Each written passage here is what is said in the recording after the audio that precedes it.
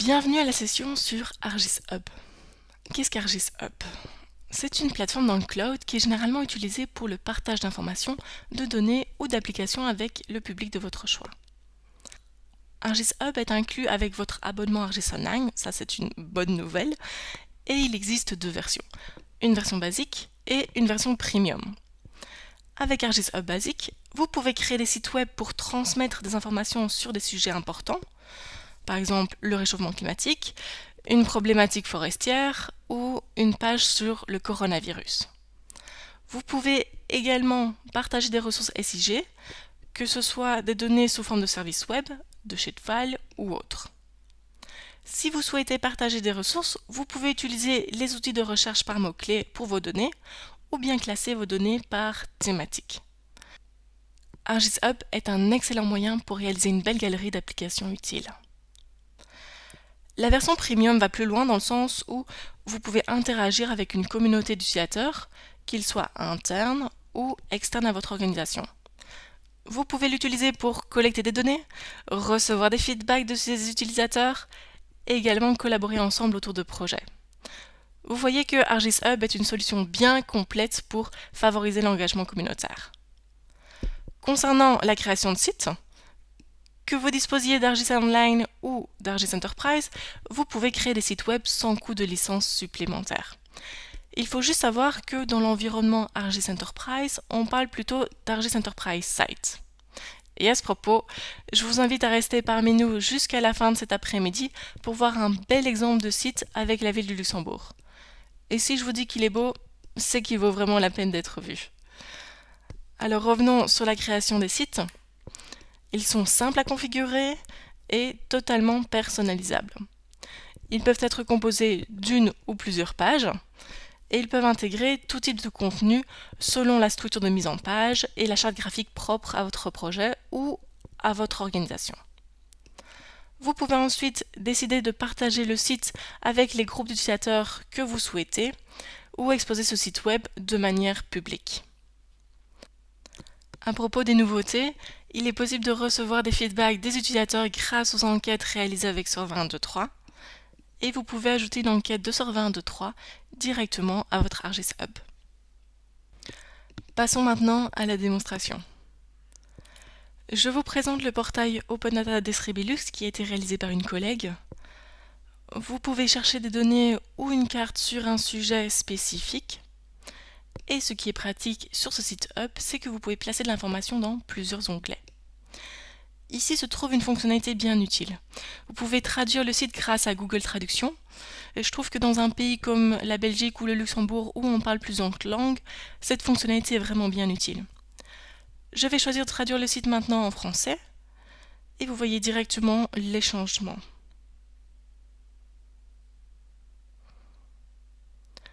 Je vais remettre le site en anglais. Si je clique maintenant sur l'onglet Data, j'ai une vue d'ensemble des données en Belgique et au Luxembourg.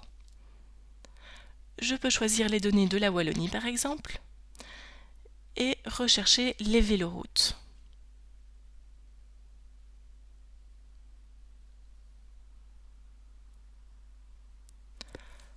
Vous voyez que cela contient les segments cyclables, les itinéraires cyclables et bien d'autres. Vous avez directement une vue d'ensemble spatiale sur le jeu de données. Là, je zoome un petit peu pour accéder aux attributs. Et vous avez également la liste des attributs qui apparaissent ci-dessous. Je peux ensuite afficher la base de données et réaliser une série de filtres si vous le souhaitez. Alors si le propriétaire de la donnée a activé la permission pour exporter des données, vous pouvez exporter ces véloroutes via le bouton Download et choisir le format de votre choix. Ou l'autre possibilité, c'est de copier l'URL du service web pour l'intégrer dans une carte web. Alors, ce que je trouve pratique avec ArcGIS Hub, c'est de pouvoir ajouter directement la donnée à une carte web. Si vous le souhaitez, vous pouvez vous connecter à votre compte ArcGIS Online tout en haut ici à droite pour sauvegarder la carte web et pouvoir ensuite ajouter d'autres données à votre organisation. Alors par facilité, si vous devez ajouter plusieurs ressources SIG, il est préférable de se connecter ici directement avec votre compte ArcGIS Online et puis de cliquer sur le bouton créer une carte web pour pouvoir lancer la visionneuse de cartes que vous connaissez bien. Voilà, je peux l'enregistrer et également ajouter d'autres données comme ceci. Je me rends maintenant sur l'onglet Apps et Maps.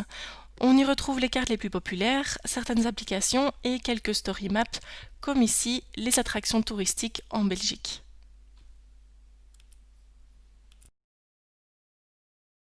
Je suis sûre que vous souhaitez connaître l'envers du décor et voir comment c'est simple de créer un site web. Je suis ici sur la page de démarrage d'ArcGIS Up et j'ai accès à toute une série de ressources de mon organisation et au site Hub précédemment créé. Je vais choisir de créer avec vous un nouveau site Hub. Je lui donne un nom, les Ezrides 2020,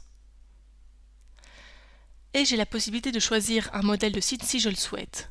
Ces modèles de site ont été créés par Esri Inc. pour un objectif spécifique, comme par exemple pour l'épidémie de coronavirus. Je vais créer un site traditionnel. On attend un petit instant, le temps de la création du site. On y est presque. Voici. Alors, par défaut, certaines sections ont déjà été créées pour vous faciliter la tâche, comme vous le voyez ici. Et vous pouvez ainsi facilement adapter une catégorie. Je vais sélectionner la catégorie actuelle d'agriculture. Et toutes les données avec le mot-clé ou tag en anglais avec le mot-clé 3D seront maintenant répertoriées en cliquant sur ce bouton. Je change juste l'étiquette du bouton et je vais lui choisir par la suite une icône, un peu plus représentative on va dire pour les données 3D. Si vous souhaitez présenter 4 catégories de données, je peux aisément supprimer, mais voilà ici, 4 catégories de données qui étaient existantes dans le modèle. Je peux continuer la personnalisation de mon site en modifiant l'en-tête, le bas de page ou ajouter un autre élément à mon site.